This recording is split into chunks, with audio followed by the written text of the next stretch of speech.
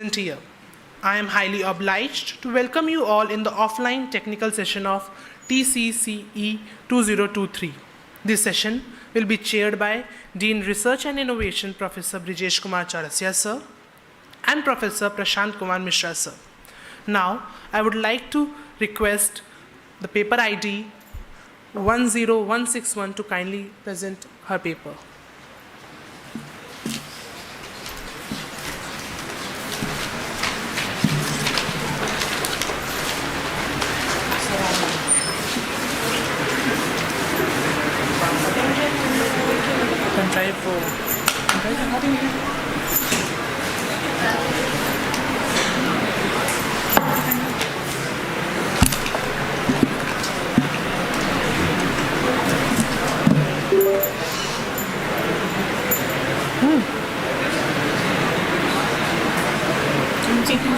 PPT. Yeah. Slides. Countries further. Okay, slides.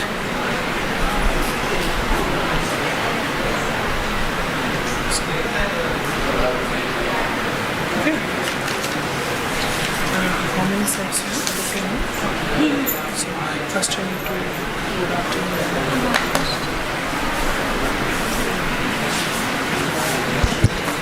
A very good afternoon to all the eminent dignitaries present over here and all the presenters and participants present over here.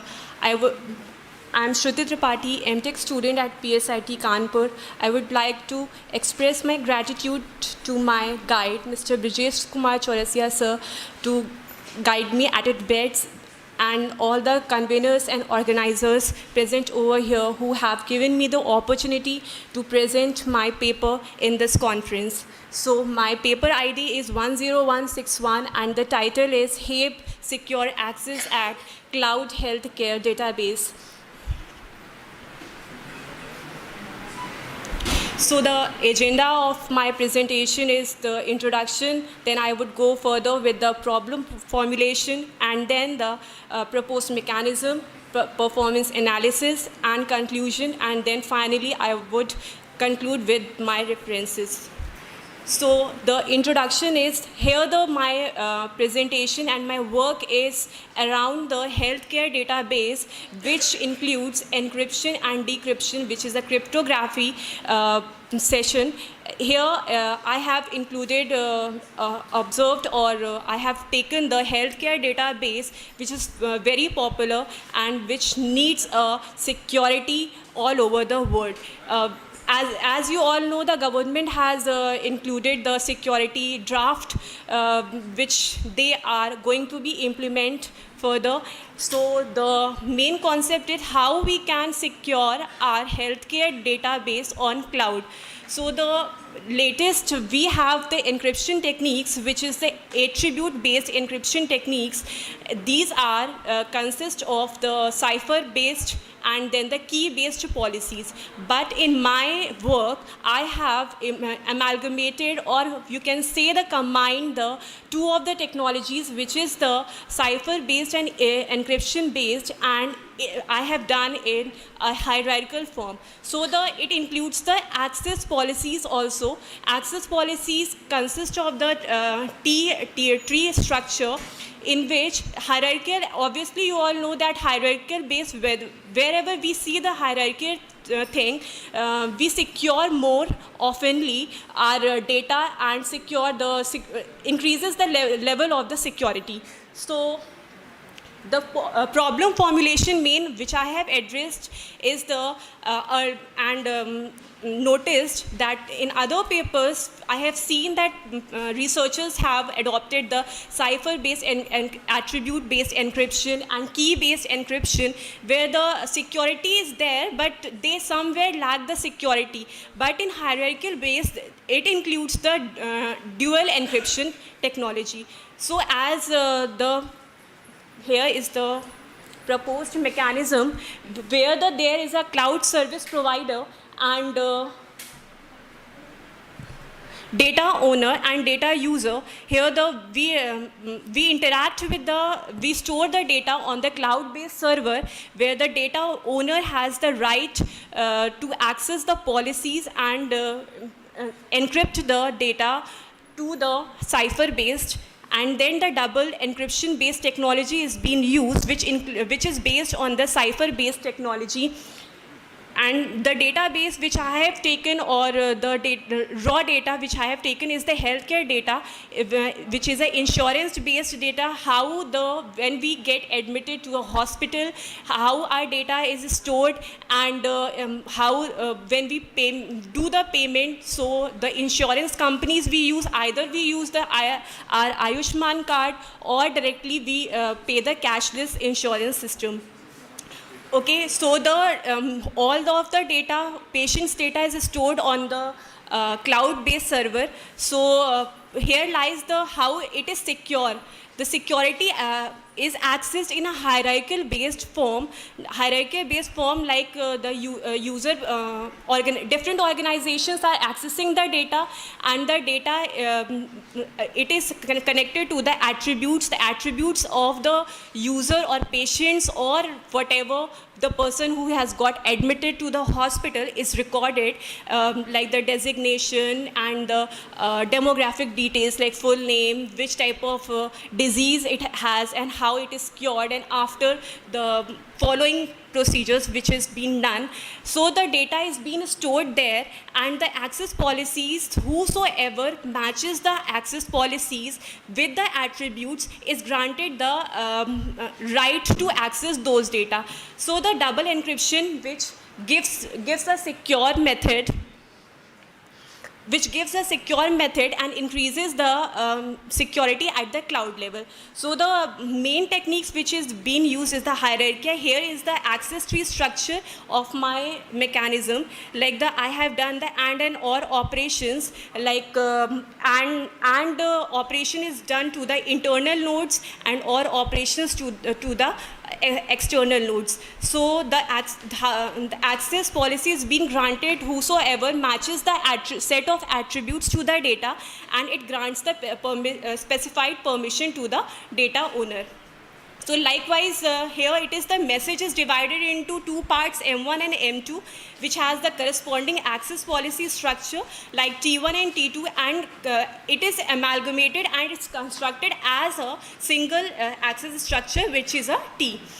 And next, like the patient contains the who is availing the insurance facility. Like if I am using the PM Ayushman Bharat scheme, and I am doing the payment with the help of my card, so the details are being stored there. Or either I am a government employee and using my CGHS facility, and it is stored there. So which type of facility you are using, it should not be leaked.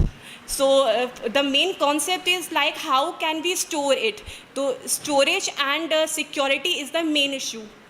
So the hierarchical base structure secures the data, and the only permission is granted whosoever matches the set of attributes. Here is the algorithm, access the algorithm, which is being used in this paper. Is like access structure, how the set of end users I have done, and it belongs to the monotone. Monotone means whosoever belongs to that category is monotone, and whosoever is not belongs to that category is non-monotonic. So the end users belongs to the X, set of X are called the authorized end user. Likewise, those who does not belong to the set of X is the unauthorized user. Like this, we can differentiate what are the unauthorized and unauthorized users. This is the security framework, which is based on the ciphertext policy, and I have formulated further in the hierarchical tree structure. So the first step, which is the setup step, in this randomized algorithm generators are being generated, and the public and master keys are being generated. Then the second, the phase one, where the permission private keys are being permitted to the variety of access structures, AQ. And then the challenge how unauthorized user can access or don't access to these messages. Like M1, in the previous slide I have mentioned how the message is being categorized, like the complete one message is categorized into M0 and M1.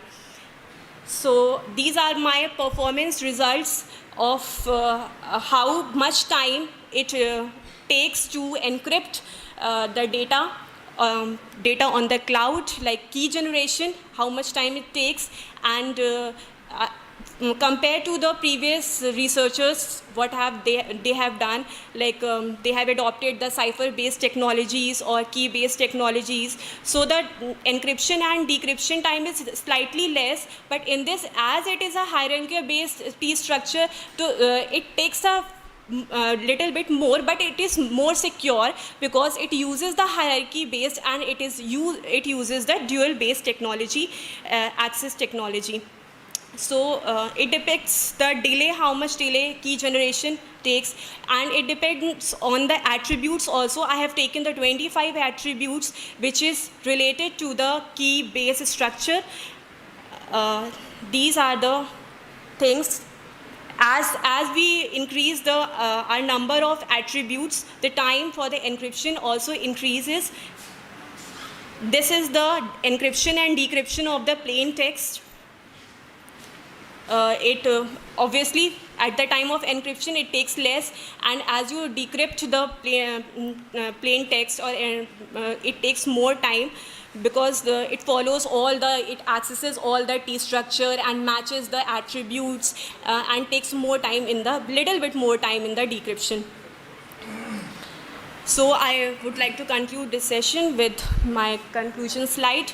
As it is, I have already told that it is based on the CP-HABE attribute-based encryption, which has the relevant attributes and access tree structures, and it achieves the storage space and transfers data, which is a fine-grained and granular-based technique. Fine-grained as it uses a slightly more refined access tree structure. These are my references. Second year के students हैं ना? Sir कौन से year को आप लोग? Third year के हैं?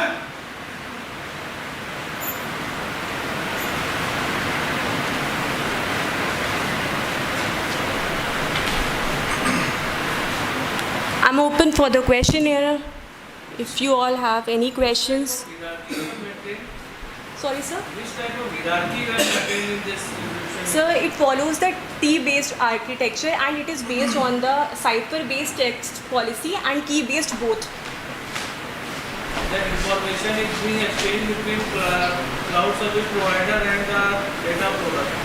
Yes, sir. Okay. And various parties involved in the healthcare service are. Sir, I have taken the data from the internet, like not real time as in, but the data is being taken. What is the relevance of cloud service in this encryption? So all of the data, like we have in today's world, we are using the smart hospitals. So all the data are being stored on the cloud only.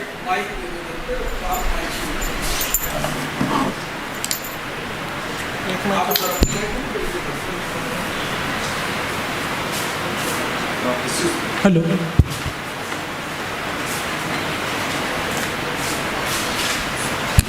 So all the data is stored on the cloud. So for this purpose, like I have taken in the health insurance system. So at the time of admitting in the hospital to a patient, so we pay bill. So how we pay bill? Either we do a cashless thing, or like I am a government employee. I do like So CG. one repository is created on cloud. Yes, sir. And CP all based. service seekers involved in that healthcare system, whether the hospital staff of the patient, family, or whatever. Sir, not on a very much large scale right now in this paper, but I will further expand this. But here I have taken the few data on the attribute based, like designation or demographic data. Okay. and you have compared your performance. Sir, I have not mentioned here, but I have read the paper which are totally based on either on the ciphertext based policy or on the key text based policy. There's not much amalgamation of the hierarchical identity based technology. So it is a amalgamation or combination of the both of them. So its performance is somewhere, you can say like it takes much decryption time, and that is because of it is using the dual technology. So little bit it is taking a more time than individually to those, but it is more secure as it is in a hierarchical form. So suppose I am in a need to access a particular set of data. So to me, it is transferred a particular set of data. Like I want to access only the patient who is cancer, suffering from the cancer. I don't need a patient who is suffering from orthopedics or something, skin disease or like. In a hierarchy based, whatever attributes matches, that is the data is being transferred or submitted to that data user, sorry. The third point is saying that your mechanism outperforms in terms of deployment for huge data. What is the relevance of this? So it outperforms, as I have seen the previous papers. So to comparison. Have you implemented this? You have compared with the previous approach? So in a very small scale right now. Not. I will expand it. Okay. Sorry, Good. sir. Thank you. Thank you, sir. Any question from audience?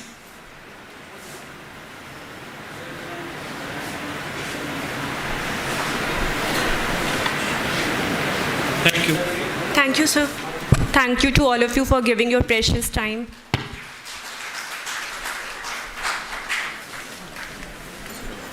Thank you.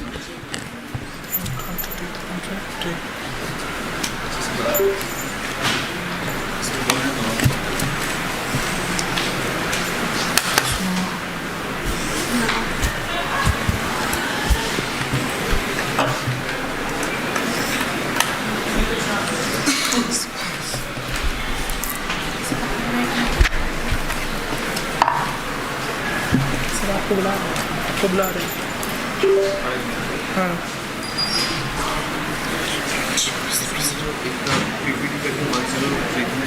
अभी हटा दो PPT 103 में दूसरे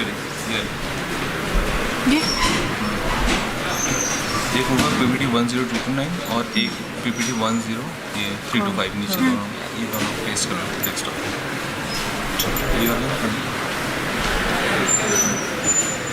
कैसे नहीं यहीं से नहीं इसको पेस्ट कर लो डेस्कटॉप पे। अच्छा कैसे शॉर्टकट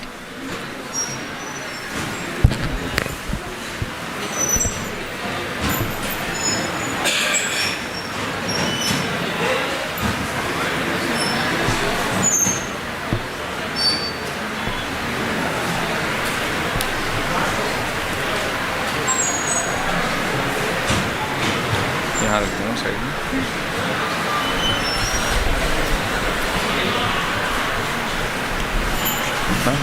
ये presentation is on the desktop. Huh?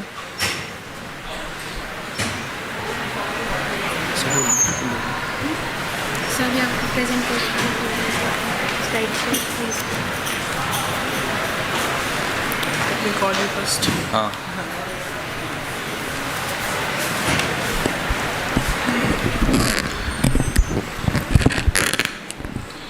Now I would like to request the presenter Dr. Shailendra Singh sir to kindly present his paper. Sir, please.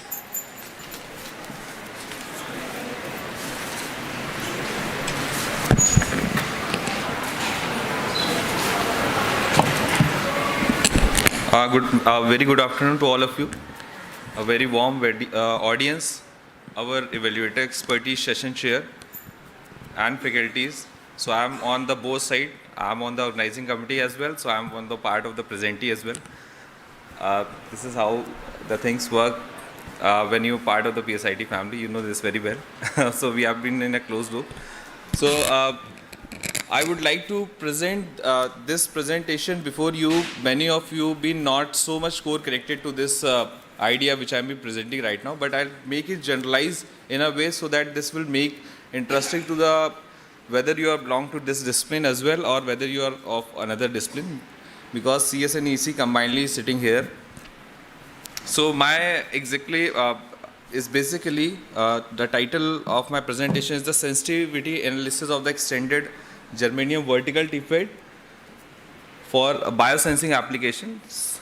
The main motive is behind this to sense our biomolecules which has been consistently changing day by day due to introduced new virus to the air, है ना? So been continuously evaluating the device in a way so that that will be cheap, and how the things has been come in the biomedical field to send that biomolecule in a very cost efficient manner. So we are preparing certain device.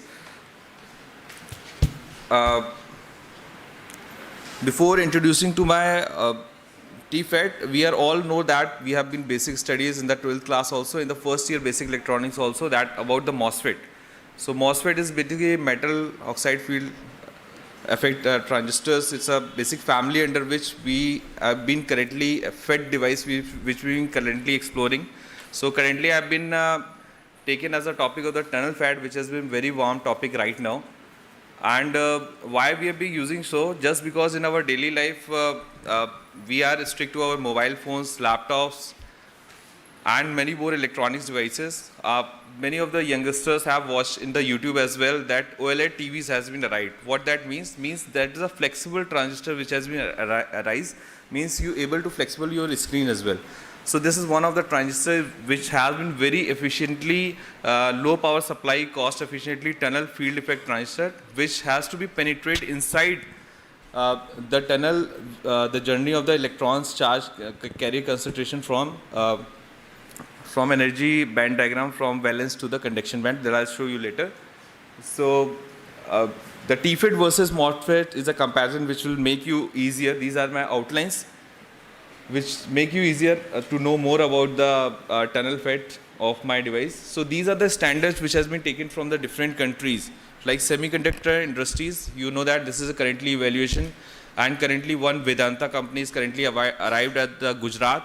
So there have been 22 nanometer work has been currently around done for the 22 nanometers, and minimum to that in our mobile phones we are currently using as a FinFET technology of the 7 nanometer. Currently one Samsung mobile phone also arrived of the 2 nanometer technology. That is basically the channel length between the source to drain, which has been a basic structure of the MOSFET. From source to drain there is a minimum length, right? So these are the standards which have to be followed. So ITRS is basically group of the 7 countries which has been combined collective as a make of the standards through which we have to follow. Earlier we know that there is a Moore law, and that Moore law we all have studied how the evolution has been increasing every 2 years. The density of the devices will get double in a square area.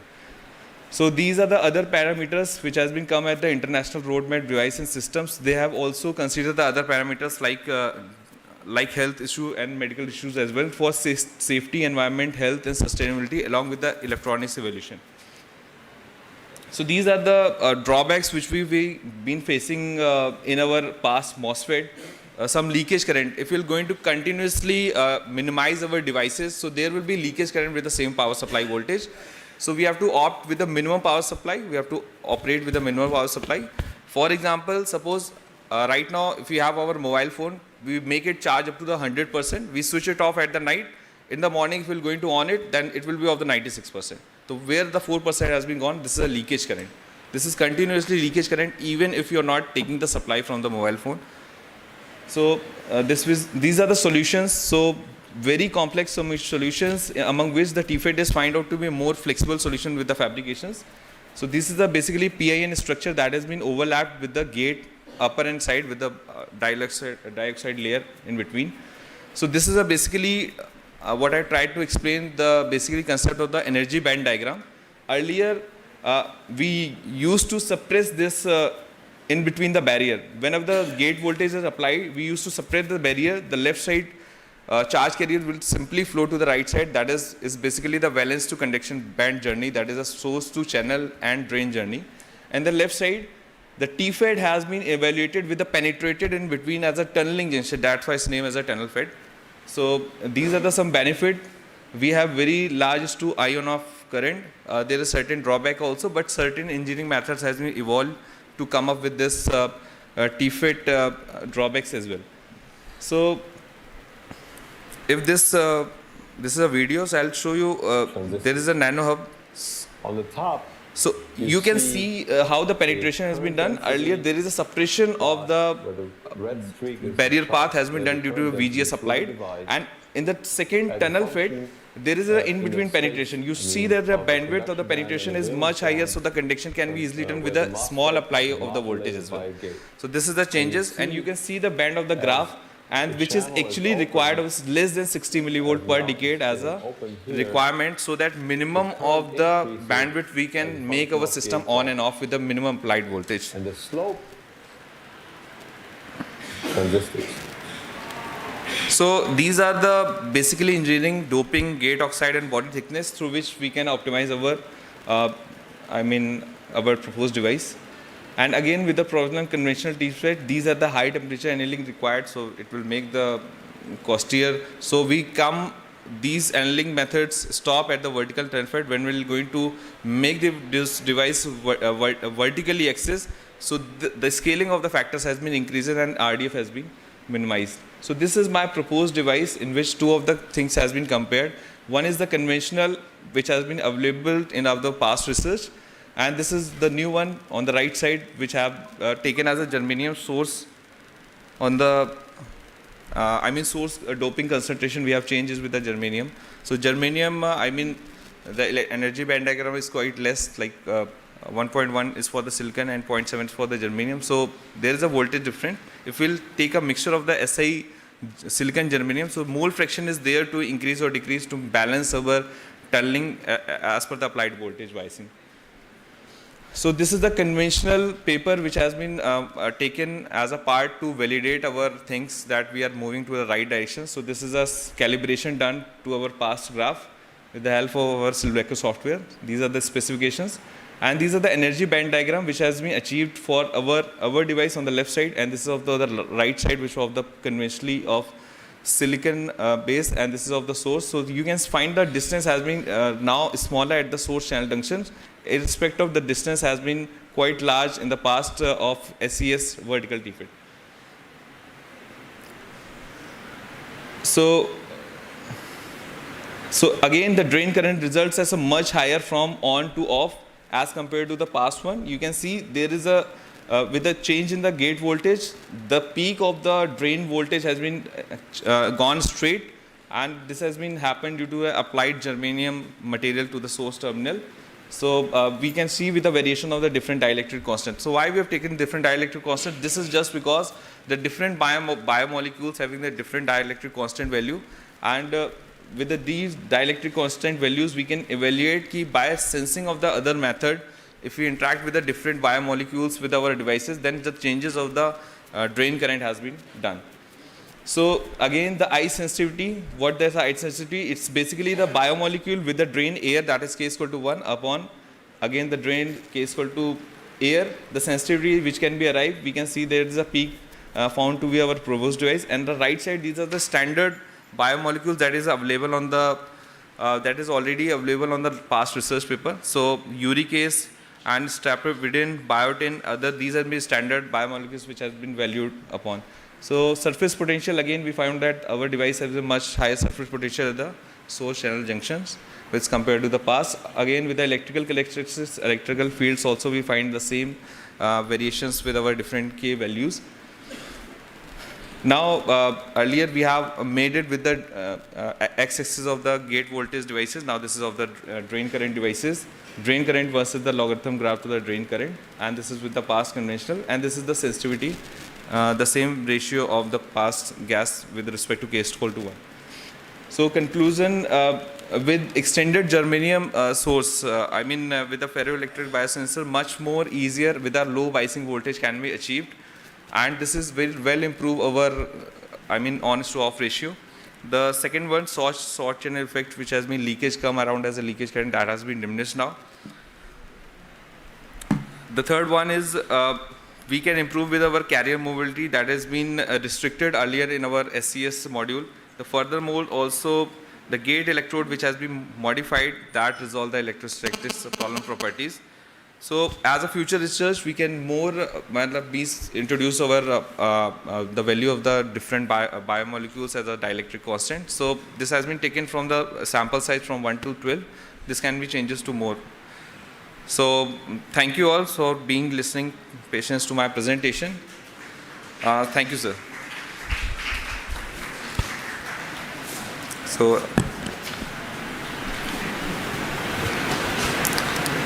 first of all, sir, very nice presentation. Thank sir, you, sir. please go to the conclusion slide. Okay, sir. In this paper, novel technique improving sensitivity, Ankit Jain extended. Is it okay? Which one, sir? Huh? Which one, sir? Only Ankit Jain working in this particular line or all the others? Sir, actually, this has been copied from the introduction part. That's why Ankit Jain has come. He's my co-author right now. So that's why it came around. Okay. Also, sir, my co-author is sir, our HOD sir and director sir. Okay. Nice. Okay, sir. Thank you, sir. Sir, any particular application now Yes, sir. after the sensitivity analysis Yes, sir. with the new material Yes, that sir. now you can use that any new application? Yes, sir. Sir, when are you going to have this sensor as a biomedical field? Like new of the means viruses has been arrived. So that has been unlabeled. Means we don't know their dielectric constant at what variation then done.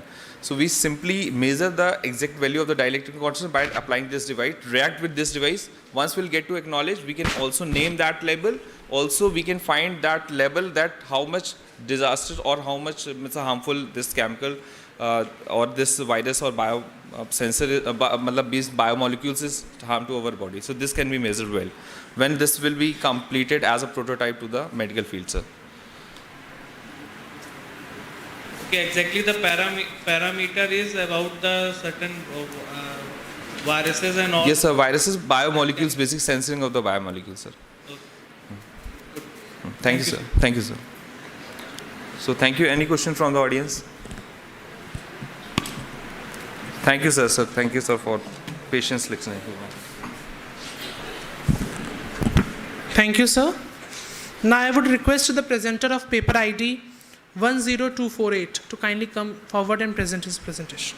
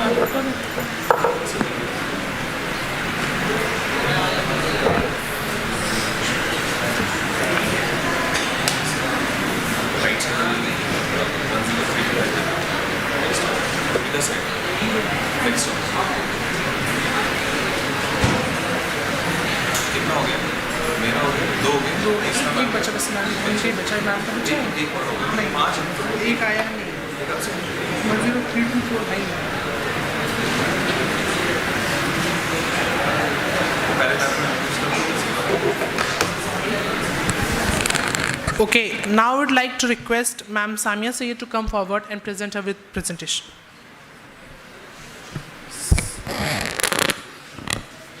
You'll use one mic or you'll go on with both mics? One.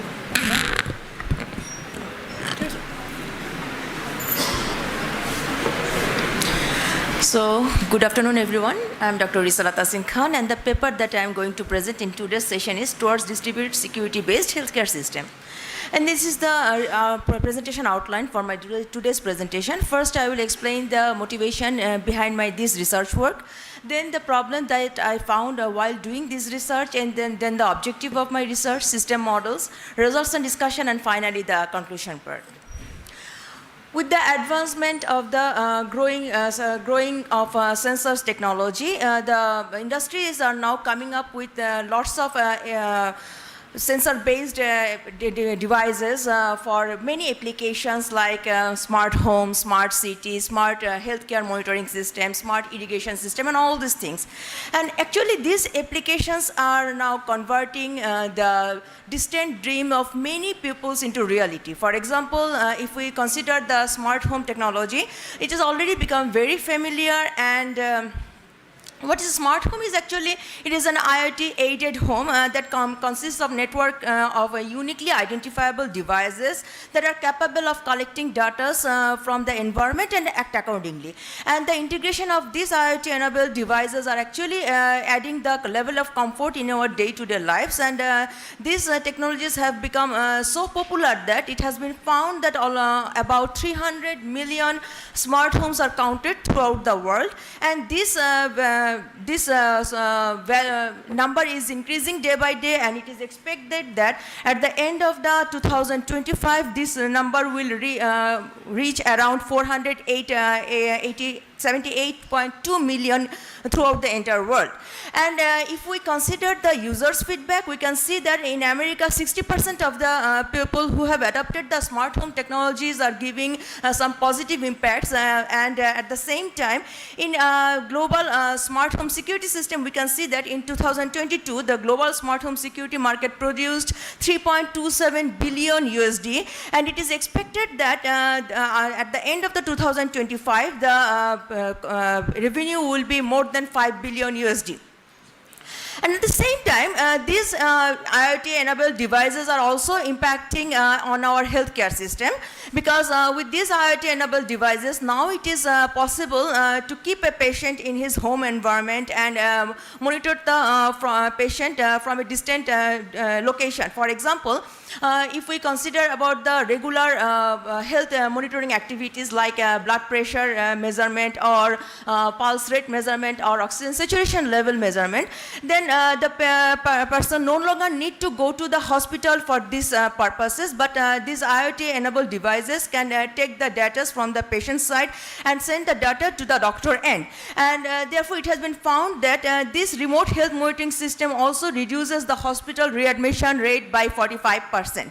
Therefore, global healthcare IT market size is expected to be worth around 1,728 billion USD by the end of the 2032, which is now at present 374 billion USD. Therefore, the growth rate is 17% during this forecast period of 2023 to 2032.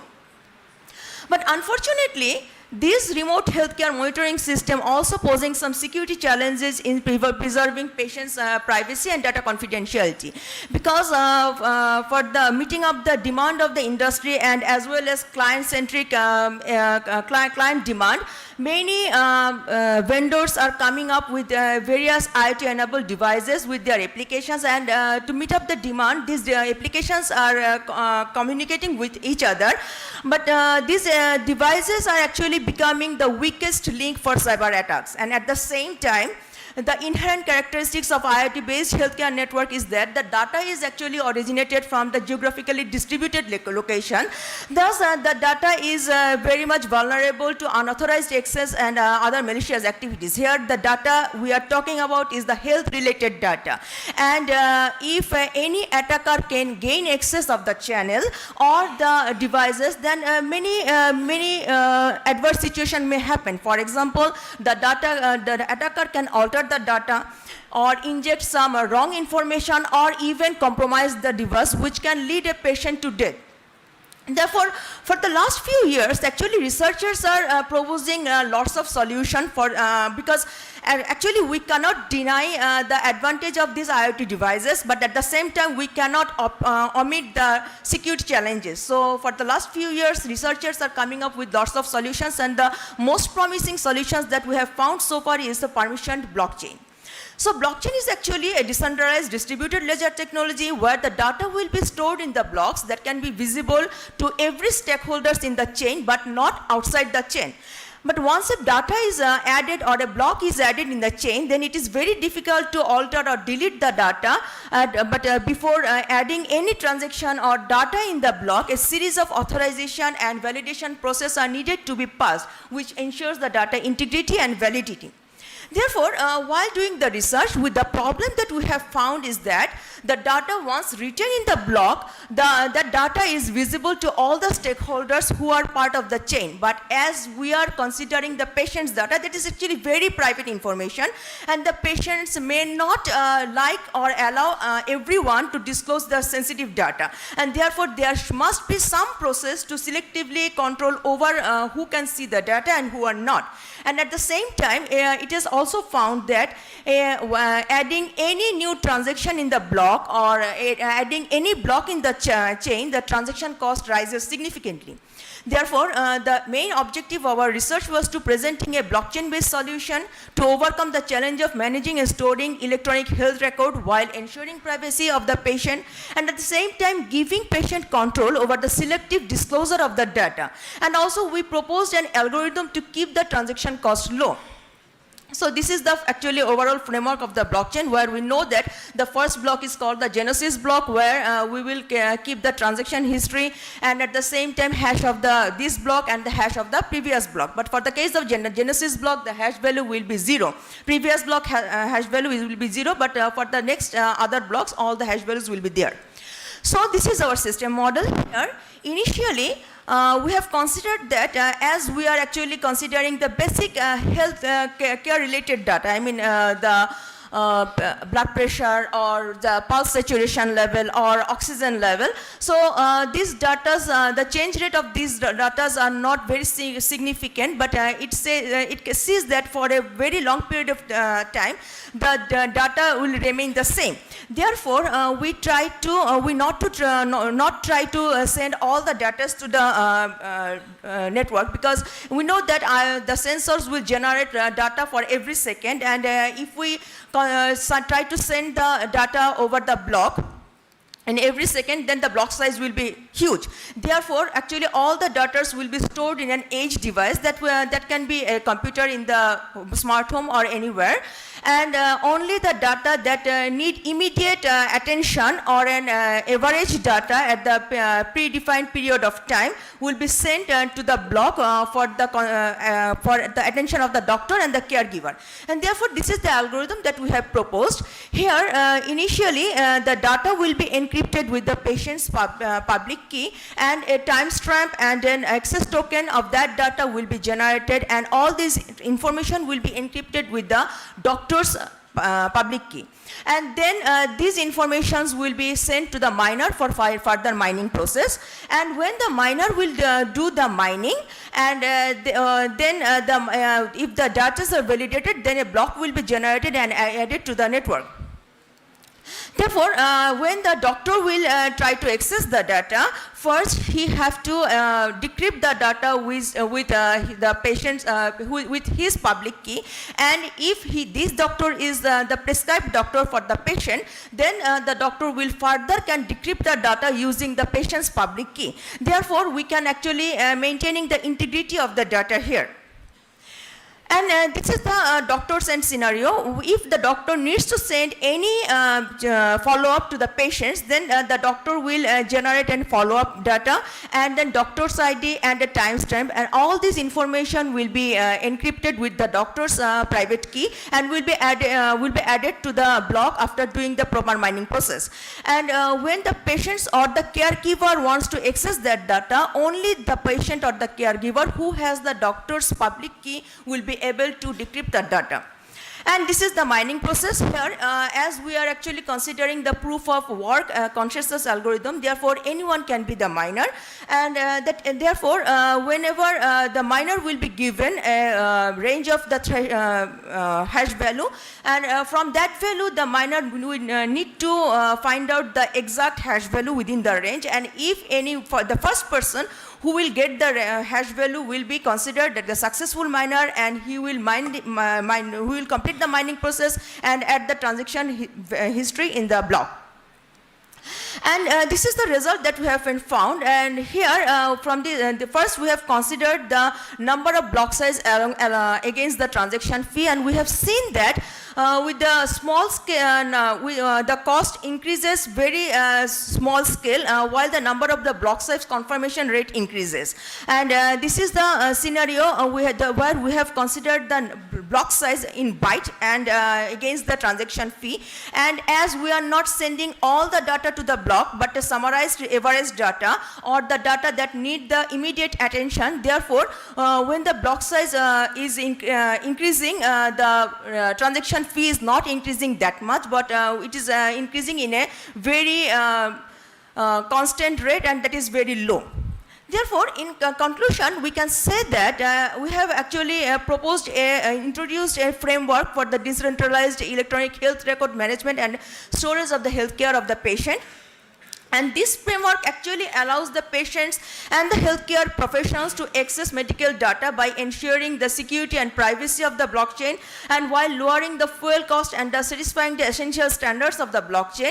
And we have considered to extend our this framework with comparing it with different framework, because so far we have considered the Ethereum based framework, but we can actually compare this framework with the other existing framework, and we can see that with our proposed algorithm whether we can find any optimum cost reduction or not. Thank you. So that's all for my presentation. If you have any question, you may ask.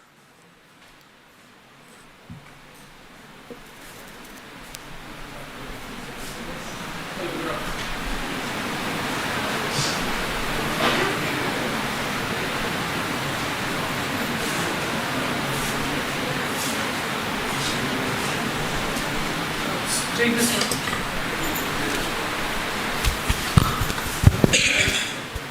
Hello, good afternoon, ma'am. Ma'am, my first question is, you are using which type of blockchain? Ethereum based blockchain, sir. Ethereum based blockchain, sir. Which type? Ethereum based. Why? Because it was very easy to use that Ethereum based blockchain network, even though we are trying to do a private blockchain network, but while doing the research, it was very easy to implement our algorithm in Ethereum based application. It was easily available. Selection of blockchain is using on the genius or on the using of requirement, medical data requirement? No, for the medical data requirement, we should use the private blockchain. And that is what we are actually trying to develop, private blockchain. Okay. Now my next question is, which type of security issues you are achieving by your blockchain? There are lots of cybersecurity issues like compromising of the devices, or even compromising the network, or injecting the wrong information to the channel. How compromising or devising you can achieve by the blockchain?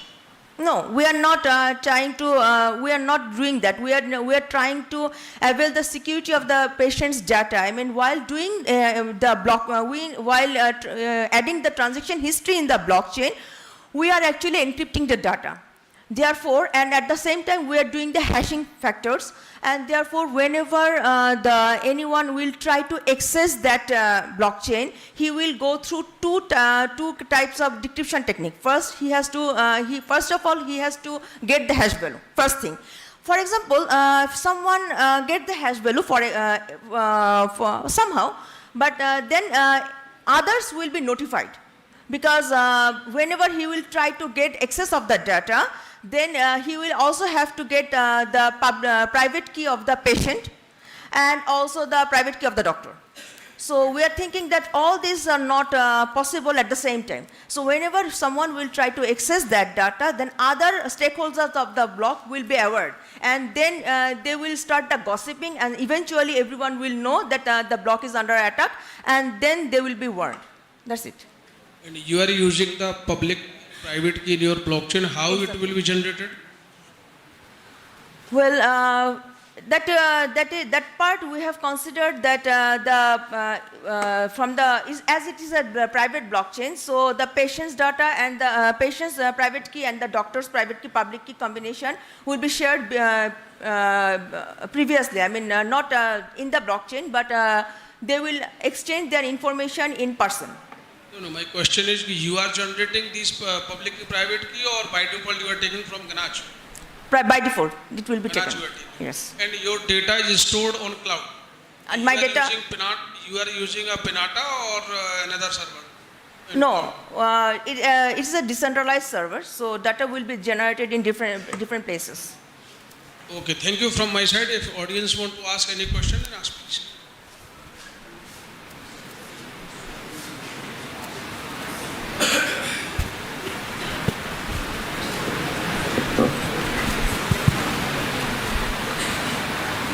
And when you are storing the data, you are using edge devices as well. Yes, and Okay. sir, which part? This part? Previous one. Yes. Yes. Edge storage you have used. Yes, because not all the data will be sent to the block or the network. That only those data that needs the attention or the average data. For example, we are taking the blood pressure rate throughout the whole day or 7 to 8 hours, and then the average blood pressure will be sent to the blockchain. So whatever model you have presented, you have implemented this. No, it's a prototype. We just proposed, and now we are trying to implement this. Good. Thank you. Okay, thank you. Any questions? Okay. Thank you. Thank you, ma'am.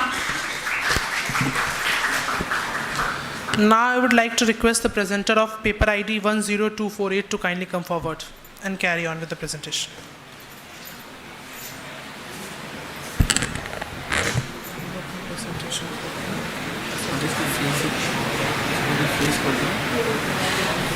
Please.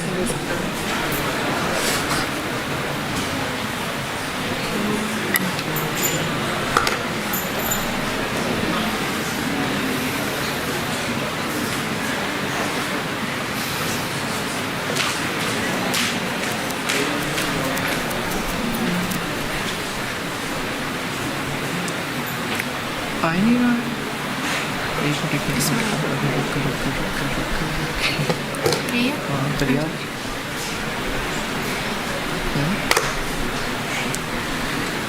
Good afternoon to one and all present here.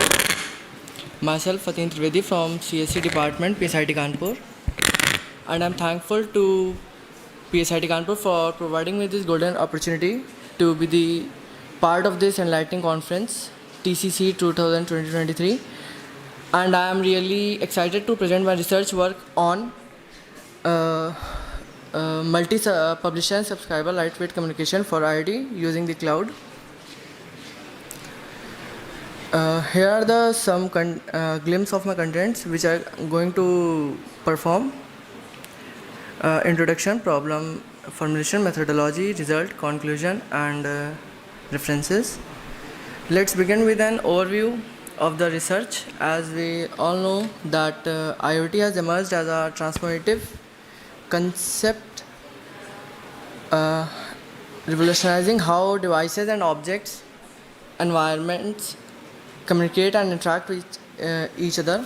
What is your paper title? Sir, multi-publisher and subscriber lightweight communication for IoT using the cloud.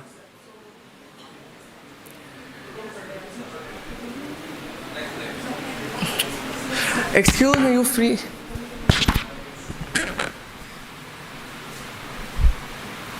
freeze है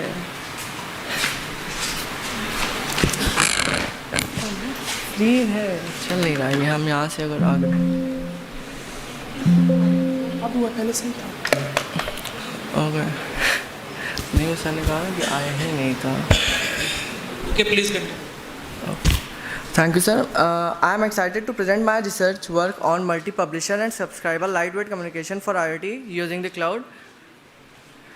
These are my upcoming glimpse of the paper: introduction, problem formulation, methodology, result, conclusion, and references. Introduction. Let's begin with an overview of the research. As we all know that IoT has emerged as a transformative concept, revolutionizing how devices, objects, and environment communicate and interact with each other. Central to this evolution is the seamless data exchange between IoT devices and cloud, enabling real-time monitoring, analysis, and control of diverse applications ranging from smart homes to industrial automation. This research work delves into the realm of multi-publisher and subscriber lightweight communication for IoT, leveraging the capabilities of the MQTT protocol. MQTT or message queuing telemetry transport is a lightweight communication protocol for efficient and real-time data exchange between IoT devices and other applications. The MQTT protocol publish and subscribe model fosters a decoupled communication framework, allowing IoT devices to act as publisher and cloud-based entities as subscribers, as it permits devices to publish data on specific topic and subscribe to topic of interest without requiring direct point-to-point communication. This flexibility minimizes the network congestion and resources consumption, making it an ideal choice for IoT environments. Considering the previous work of this paper prompted me to implement the architecture to enhance the IoT. Before delving into our finding, let's take a quick look at the problem statement. We all are aware about the explosive growth of IoT has led to extraordinary surge in interconnected devices, generating vast amount of data. The problem here addressed in this context pertains to establishing efficient communication channels within the realm of IoT applications,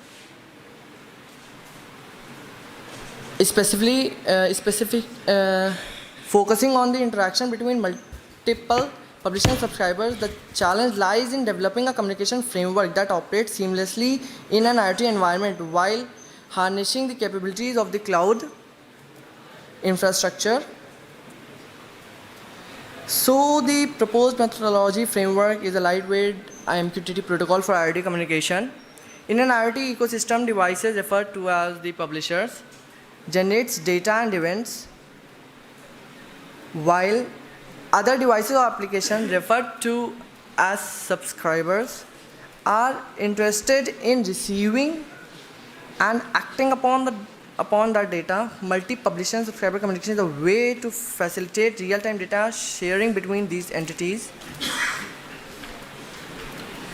Now, MQTT, as I discussed earlier, is a lightweight messaging protocol that will suited for IoT application because it has a small footprint and efficient in terms of bandwidth and battery usage. MQTT is a public subscribe protocol, means that devices publish messages to topics and devices that can subscribe to those topics to receive the messages. Messages can be retained, which means they will be stored on the broker and delivered to new subscribers even if they were not subscribed to the topic when the messages was published. MQTT is an open standard protocol, so there are many different implementations available, both commercial and open source. My experiment demonstrates that the proposed protocol efficiently handles a number of subscriber and publishers. We observe that message generation time increases with the time of subscribers, but the protocol can still accommodate up to 25 connections for up to 36 minutes, which is quite good what I have calculated. Additionally,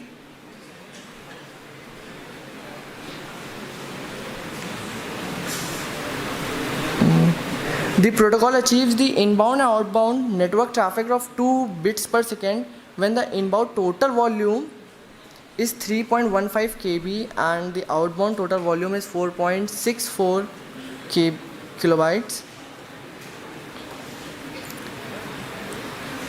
Here the results are significantly better than those reported in reference 5, where the protocol breaks down when the number of subscribers exceeds 20. This is because the protocol uses a more significant message delivery mechanism that reduces the overhead associated with a large number of subscribers. Overall, our result shows that the proposed protocol is a promising solution for real-time data dissemination in IoT applications. Based on the results presented, we conclude that the proposed framework addresses the challenges of real-time data collection, processing, and IoT applications. The proposed framework leverages MQTT, a lightweight and efficient messaging protocol, to collect and process real-time data from various IoT devices. The implementation of various QoS levels ensures reliable message delivery and integrity, catering to specific application requirements. Now I would be happy to take any questions or engage in discussions. Your insight and perspective are valuable, and I look forward hearing your thoughts. How you have achieved the results? Yes, have sir. you implemented this? Yes, sir. On which platform? Which tool? Pico. And one virtual machine, which was my laptop. Okay. Show me the conclusion.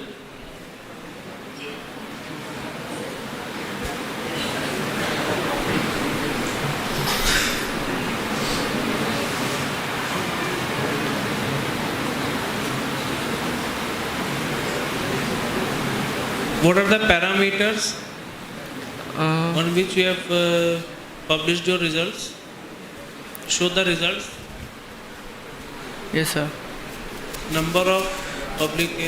Publisher and subscriber connections and performance of architecture, which was I have taken from the reference, which is not very reliable to what I am doing at that time, because at that architecture model only 20 subscribers. As I increased to 21st one subscriber, the model deframes itself and it goes back. Okay, what type of cloud services you used? Sir, Hive MQ, the MQTT broker cloud service only. A particular one? Paid or free? Yeah, sir, it's a community edition for research of student purpose. Okay, come to slide number 9. Service? Come to slide number 9. Okay, in this figure, you have not mentioned the name of figure. No? That's figure 1, 2, 3. So next time, Okay, make sir. sure that you name it properly. Okay, sir. Figure and table.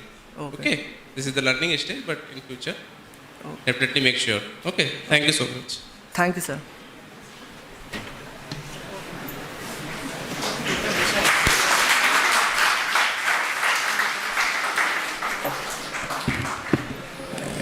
Thank you.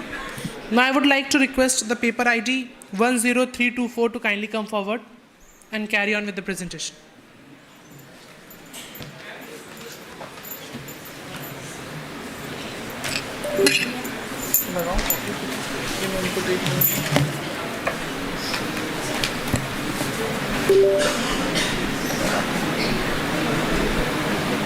It's 10324. Yes.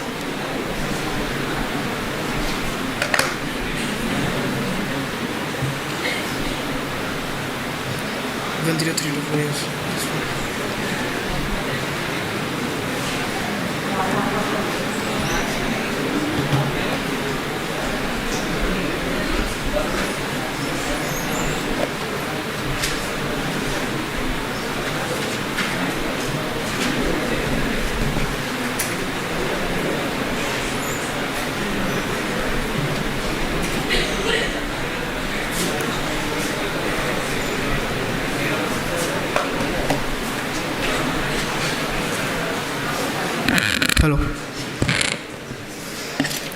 Good afternoon to one and all present here. First and foremost, I would like to express my sincere gratitude to all the session chairs for providing us this platform to share our paper titled Potato Leaf Disease Detection and Classification Using Deep Learning. My name is Yuvraj Singh Gaur and other authors are Vaishnavi Pandey, Vimal Kumar Singh, Utkarsh Tripathi and Mr. Deepak Gupta sir. In this study, we have dwelled into the topic of potato plant disease detection as potato is one of the prominent crop worldwide. This study showcases the improvement in the accuracy of classification of diseases by different deep neural networks by using a different image pre-processing technique CLAHE, which is just an advancement of histogram equalization. So agriculture has been facing numerous issues. It may be an environmental factor or chemicals or insects. All these factors result in deterioration of the plant health, which affects the crop yield and reduces the quality of the crop. Thus, early disease detection is one of the major concerns in today's evolving society. As deep learning has recently made advances in disease detection, so we have used four kinds of different models in this study: ResNet 50, VGG16, VGG19, and MobileNet. As for the dataset, we have used a subset of plant village dataset and took the potato crop, which consists of three classes: healthy, early blight, and late blight. Using contrast-limited adaptive histogram equalization, accuracy of classification of diseases improved significantly. And to reduce the computational overhead without compromising the accuracy, we have used the pre-trained model which were trained on ImageNet dataset, and we have trained them using transfer learning on the potato dataset. So moving forward, commonly used techniques and methodologies include CNNs, hybrid model, ensemble approaches, and clustering. Firstly, in the first paper, the author has compared the performance of multiple algorithms employing CNNs to achieve high precision detection of potato diseases. For residual network, to address the lack of transparency in some of the deep neural networks, the study has used ResNet 9 and achieved remarkable accuracy for the blight disease detection in potato as well as in tomato crops. Then we have a study in which a pre-trained VGG19 is being fine-tuned for the potato crop. It used multiple classifiers, out of which the logistic regression outperformed all the other classifiers. In the next study, a hybrid model was presented by the integration of VGG19 and Inception V3 through ensemble approaches, and it achieved significant accuracy and F1 scores. So another study emphasized on automatic feature extraction, eliminating the manual feature engineering and threshold segmentation. Now in the next paper, we have k-means clustering as a classifier after a feature extracted by a VGG16 network. Then we have a paper in which different growth stages of a plant were considered and monitored by a portable camera, and by using deep learning model, any abnormality or disease, if present, was classified as healthy or abnormal. Now, the methodology that we used comprises of 5 main steps. First is the image acquisition. We worked on the subset of plant village dataset containing potato crop. The dataset is well structured, divided into 3 categories: healthy, late blight, and early blight. In total of 7,128 3-channel RGB images of 256 cross 256 dimension, having 2,376 images in each classes. Then we have a standard image pre-processing in which we have resized the images in 224 cross 224 resolution so as to make it more compatible with the models used. And the dataset was already augmented and the classes were perfectly balanced. Then after we are done with the standard pre-processing, we have applied CLAHE. To understand CLAHE, first we must know the histogram equalization. Histogram equalization is an image enhancement technique that redistributes the pixel intensity to the wider range in an image, but it is sensitive to outliers and amplifies the noise in the image. And also, histogram equalization is not a standalone technique. It is used with other pre-processing techniques to achieve the desired results. So to overcome these limitations of histogram equalization, CLAHE was introduced, abbreviated as Contrast Limited Adaptive Histogram Equalization. As the name suggests, CLAHE is an adaptive image enhancement technique that prevents the over-amplification of noise and works on the tiny, non-overlapping tiles that results in localized contrast enhancement. Then after the pre-processing phase, we have performed the data splitting. As plant village dataset was already splitted into training and testing data split, on observation we have found out that testing split was already the 10% of the training split. So we further splitted the training data into training and validation split with a ratio of 90:10. So the overall splitting was 80:10:10 for train, test and validation split. Then we used neural networks such as ResNet-50, MobileNet, VGG16, VGG19, pre-trained on ImageNet dataset and trained them using transfer learning on Potato dataset. The whole purpose of using transfer learning was to reduce the computational cost without compromising the accuracy of the model due to lesser number of images.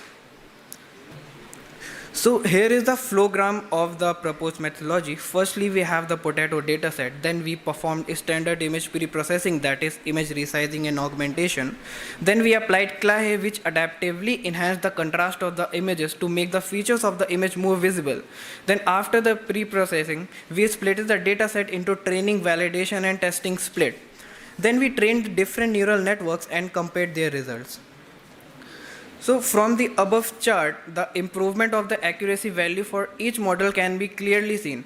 In VGG16, VGG19 and ResNet-50, the accuracy improvement can be clearly seen, whereas in MobileNet, there is a slight increase in accuracy.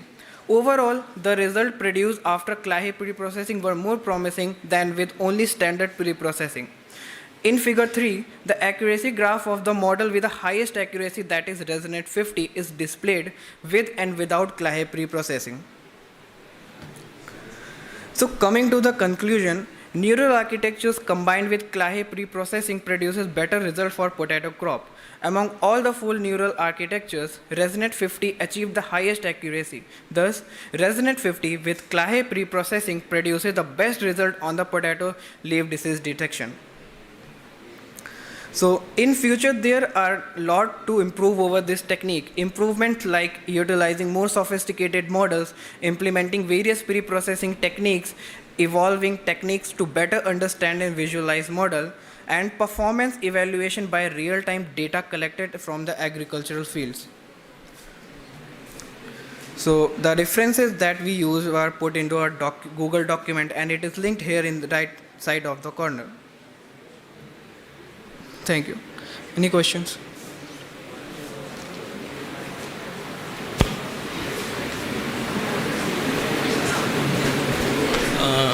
You have implemented this? Okay. Yes, sir. Okay, from where you have taken dataset? So dataset we have taken from Plant Village dataset. It's a lot bigger dataset. We have taken a subset of Plant Village dataset and used only potato crops. What is VGG16 model which you applied? So VGG16 is a model of very deep neural networks. It is like it is a deep neural network, but it implements the recursive learning technology that is time taking during the learning process, but it produces better result with lesser number of images, and even with the less resolution images it performs better. Okay, and what is the data augmentation? So what? Data augmentation. So data augmentation is just a technique of we can say we can also use it for balancing the classes. It's a technique by which we copy the image but slightly changing the dimension or color characteristics or the angle, flipping and arranging them, transposition of the image. That's what data augmentation is. Okay, that's all from my side. Thank you so much. Thank you, sir.